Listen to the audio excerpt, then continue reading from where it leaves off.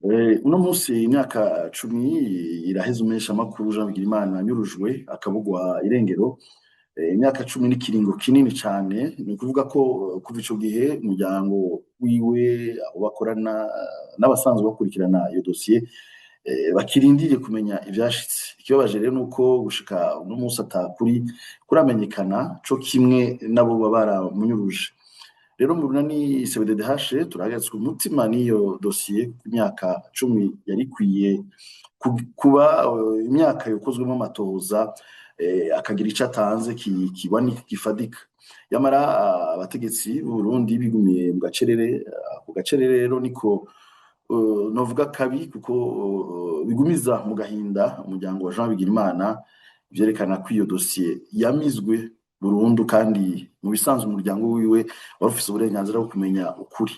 Igiteye amakenga kandi rero nuko amakuru yagiye aratangwa ku bijanye n'ico caha co kunyuruza no kubugwa irengero, nuko Jean Bigirimana yaragiye mw'isango ry'ibijanye n'akazi kiwe yarasanzwe akora kumenyesha amakuru, aho bivugwa ko yahagaritswe n'umukozi w'iperereza. Inyuma y'imisi mike hari ibiziga bibiri vyatowe mu ruzi ruri hafi y'aho yururukiye i Bugarama, ariko rero vyaciye bihambwa atawumenye abaribo.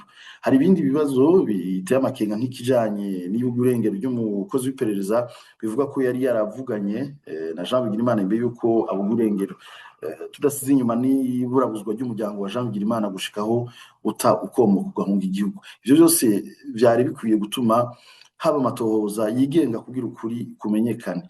Turetse n'iyo dosiye ya Jean Bigirimana, ivyamushikiye biraba ahanini abamenyeshamakuru bose b'Abarundi. Iyo umumenyeshamakuru abuzwa irengero, hama inyuma y'imyaka 10 ntihagire uwumenya ivyashitse, bituma abandi bamenyeshamakuru bakora mu bwoba, ntibakora umwuga nk'uko bisanzwe, mu bwisanzure, mu bwigenge, ibice bihungabanya kandi n'ubwigenge bwo kumenyesha amakuru. Nico gituma rero mu runani CBDDH dusaba abategetsi b'u Burundi kwerekana ugushaka k'ubutungane mu gukora no gushira ahabona ukuri kukamenyekana, ntibihore mu majambo y'abategetsi gusa baguma bavuga yuko ubutungane bukora kandi bwigenga, ata ingiro na ntoyi tugera tubona.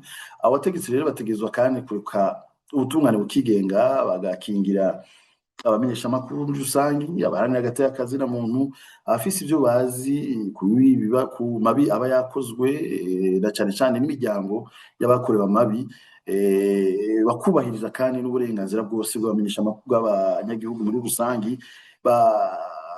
uburenganzira bahabwa n'amategeko y'igihugu eka na mpuzamakungu.